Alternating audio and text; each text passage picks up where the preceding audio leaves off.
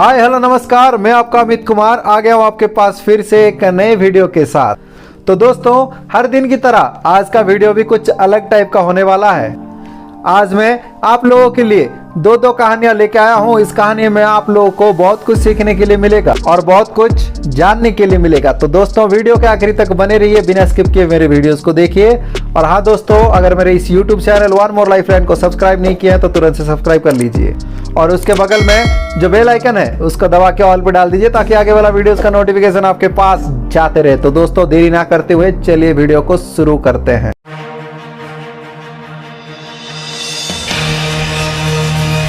दोस्तों, आजकल के दौर में अधिकतर लोग अपने जीवन से असंतुष्ट हैं। उन्हें लगता है कि मैं ही गरीब क्यों, मैं ही दूसरों से कमजोर क्यों हूँ। उन्हें अपने आप में दूसरों के मुकाबले कमी लगती है। वो इसका दोष भगवान को देते हैं, उन्हें अपना स्थिति का कारण ठहराते हैं। इस कहानी में आपको इस प्रश्न का संपूर्ण उत्तर मिल जाएगा और आप अपने जीवन से संतुष्ट भी महसूस करने लगेंगे। तो दोस्तों, अगर मेरे इस YouTube channel one more life line को सब्सक्राइब नहीं किया है तो वीडियो स्टार्ट होने से पहले सब्सक्राइब कर लीजिए और उसके बगल में जो बेल आइकन है उसको दबा के ऑल पे डाल दीजिए। तो दोस्तों, चलिए शुरू करते हैं आज की कहानी। बहुत समय पहले की बात है, एक गांव में धर्म उपदेश देने के लिए लगे हुए शिविर में भगवान गौतम बुद्ध पहुंचे। गांव के लोग अपने अपने समस्या लेकर उनके पास जाते और उनसे समाधान प्राप्त कर नई ऊर्जा के साथ वापिस लौटते।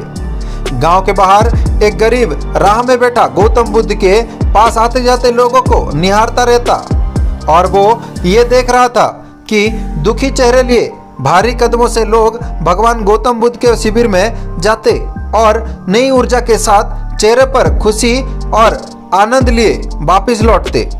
गरीब ने सोचा, क्यों ना मैं भी भगवान के पास अपने समस्या लेकर जाऊं। ये सोचकर हिम्मत करके वो भी शिविर की ओर चल देता है। शिविर में एक एक कर तरीके से व्यक्ति को प्रवेश मिलता है, इसीलिए वो भी अपने बारी का प्रतीक्षा करने लगा। जो कुछ उसने रास्ते में देखा अब यहाँ उसे साक्षात देखने को मिल रहा है। लोग एक एक कर अपनी समस्याएं बता रहे थे। भगवान गौतम बुद्ध चुपचाप शांति से सबकी समस्या सुनते और जवाब देते। उसकी भी बारी आई। उसने भगवान गौतम बुद्ध को प्रणाम किया और बोला, भगवान मैं ही गरीब क्यों। भगवान गौतम बुद्ध मुस्कुराए और बोले, तुमने कभी किसी को दिया ही नहीं, इसीलिए गरीब हो। इस पर वो आश्चर्य से भगवान गौतम बुद्ध का मुंह ताकने लगा और बोला, भगवान मेरे पास कुछ देने के लिए है ही नहीं, बड़ी मुश्किल से गुजारा हो पाता है और कभी कभी तो भूखे ही सोना पड़ता है, इतना गरीब हूँ। भगवान गौतम बुद्ध शांत भाव से बोले, तुम्हारे पास एक चेहरा है, किसी को भी मुस्कुराहट दे सकते हो। तुम्हारे पास मुंह है, किसी को भी प्रशंसा भरे कुछ शब्द दे सकते हो। जो हाथ तुम्हारे पास है, किसी को भी मदद कर सकते हो। दरअसल जिसके पास ये तीनों चीज है वो भला कैसे गरीब हो सकता है। गरीबी का भाव मन में होता है, मन से ये भ्रम निकाल दो। लोगों को देते जाओ, गरीबी अपने आप दूर हो जाएगी। ये बातें सुनकर उस गरीब का चेहरा दमक उठा। उसे अपने प्रश्न का उत्तर मिल चुका है। अब उसके मन से गरीबी का भाव दूर हो गया। इस शिक्षा को जीवन में उतारकर कुछ ही दिनों में उसका जीवन भी खुशियों से भर गया। मंदिर में भी लोग जाते हैं तो कुछ ना कुछ मांगते रहते हैं और जीवन भर घुट घुट कर रो रो कर समय बिता देते हैं। वो ईश्वर की कृपाओं को कभी कम समझे ही नहीं, जीवन की महत्व को कभी जाना ही नहीं। इस पर कबीरदास जी ने बहुत बेहतरीन दोहे कहे हैं। आइए पढ़ते हैं और समझते हैं। सबके पल्ले लाल है सभी साहूकार, गांठ खोल परखा नहीं या विधि साहूकार। यानी सभी के पास ज्ञान है जो कि ईश्वर की अनमोल देन है, जिसे हम कभी जानने समझने की कोशिश नहीं की, इसीलिए हम सुख का आनंद नहीं ले पाते। मित्रों, मनुष्य जीवन एक अनमोल अवसर है और विधाता की अनमोल कृपा का तोहफा है। हमारा सर्वप्रथम ये कर्तव्य होता है कि हम उस परम परमेश्वर की इनायतों को समझे, ईश्वर की कृपा को जानने की कोशिश करें और इसका सबसे आसान तरीका है खुद को समझना।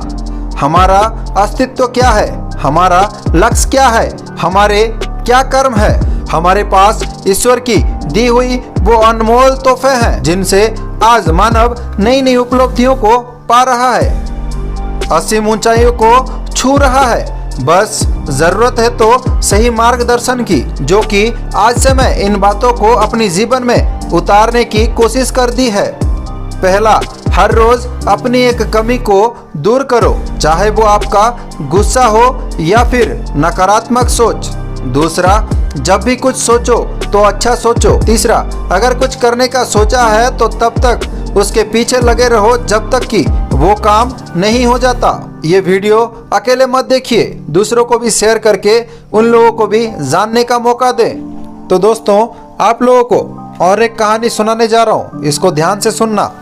एक दिन स्कूल में छुट्टी की घोषणा होने के कारण एक दर्जी का बेटा अपने पापा के दुकान पर चला गया।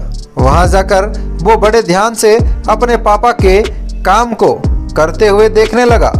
उसने देखा कि उसके पापा कैंची से कपड़े को काटते हैं और कैंची को पैर के पास टांग से दबा कर रख देते हैं। फिर सुई से उसको सीते हैं और सीने के बाद सुई को अपने टोपी पर लगा देते हैं। जब उसने इस क्रिया को 4-5 बार देखा तो उससे रहा नहीं गया। तो उसने अपने पापा से कहा कि वो एक बात उनसे पूछना चाहता है। पापा ने कहा, बेटा बोलो, क्या पूछना चाहते हो? बेटा ने बोला, पापा मैं बड़ी देर से आपको देख रहा हूँ, आप जब भी कपड़े काटते हो उसके बाद कैंची को पैर के नीचे दबा देते हो और सुई से कपड़ा सीने के बाद उसको टोपी पर लगा देते हो, ऐसे क्यों? इसका जो उत्तर पापा ने दिया उस 2 पंक्तियों में मानो उसने जिंदगी का सर समझा दिया। उत्तर था, बेटा कैंची काटने का काम करते हैं और सुई जोड़ने का काम करते हैं और काटने वाले की जगह हमेशा नीचे होते हैं परंतु जोड़ने वाले का जगह हमेशा ऊपर होते हैं। यही कारण है कि मैं सुई को टोपी पर लगाता हूँ और कैंची को पैर के नीचे रखता हूँ। तो दोस्तों, हमारी जिंदगी में भी कुछ ऐसे लोग हैं जो कि हम अगर कुछ करते हैं तो हमें काटने के लिए, हमें नीचे गिराने के लिए, हमें नीचा दिखाने के लिए वो लोग बहुत प्रकार से बहुत कुछ काम करते हैं, आपको डिमोटिवेट करते हैं। लेकिन आप सुई जैसे लोगों को ढूंढो जो कि आपके साथ जुड़े रहें और आप लोगों को सपोर्ट करें, जो कि आपके साथ रह के आपको आगे बढ़ने में हेल्प करें। तो दोस्तों, हमेशा सुई जैसे लोगों को ढूंढ के अपने पास रखो, कैंची जैसे लोगों को नज़र में रखो, क्योंकि वही लोग आप लोगों को, ये सुई जैसे लोगों को पहचानने में मदद करते हैं। तो दोस्तों, आज के लिए इतना ही। चलता हूँ मैं आपका अमित कुमार। जय हिंद, जय भारत, इनकिलाब जिंदाबाद, भारत माता की जय।